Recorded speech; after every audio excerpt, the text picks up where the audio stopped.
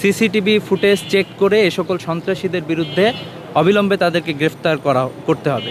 পাশে নির্যাতন এবং নিপীড়ন দেখেছিলাম। আমরা জানি যে শহীদ আবরার ফাহাদ সহ অসংখ্য ছাত্রকে ক্যাম্পাসে নির্যাতন করা হয়েছিল। ক্যাম্পাসগুলো ছিল টর্চার সেল। আমরা ভেবেছিলাম জুলাই পরবর্তীতে বাংলাদেশ নতুন এক ধারায় প্রবেশ করেছে, এখানে রাজনৈতিক কালচারের পরিবর্তন হয়েছে। কিন্তু আজকে যে ঘটনা ঘটলো পলিটেকনিক ইনস্টিটিউটে, এটা আসলে আমাদেরকে ভাবিয়ে তুলেছে।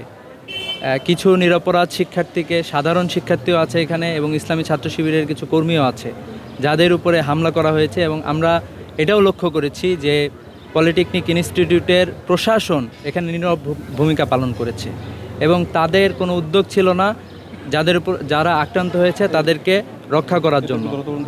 পক্ষান্তরে আমরা এটাও দেখেছি যে পলিটেকনিকের ইনস্টিটিউটের কিছু শিক্ষার্থী ছিল, এর পাশাপাশি এখানে বহিরাগত প্রবেশ করেছিল। আমরা জানি জুলাই বিপ্লবের পরে ক্যাম্পাসে বহিরাগতদের প্রবেশ করার কোনো সুযোগ নাই, কিন্তু আমরা দেখলাম একদল শিক্ষার্থী এটা করেছে, বাইরের কিছু সন্ত্রাসীদেরকে এনেছে এবং সিসিটিভি ফুটেজ চেক করে এ সকল সন্ত্রাসীদের বিরুদ্ধে অবিলম্বে তাদেরকে গ্রেফতার করতে হবে। ওদের স্বপ্ন পূরণে পাশে থাকতে পেরে আমরা গর্বিত।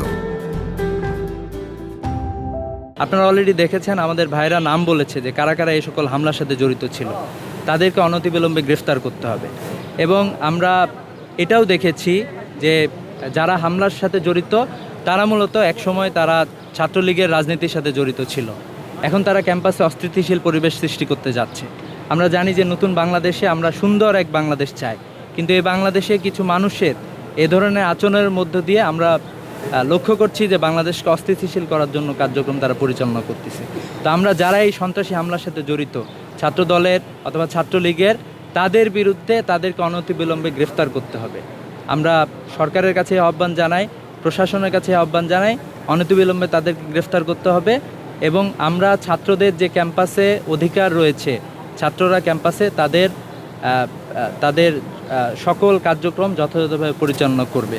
সন্ত্রাসীদের কোনো ঠিকানা এই ক্যাম্পাসগুলোতে হবে না। Thank you.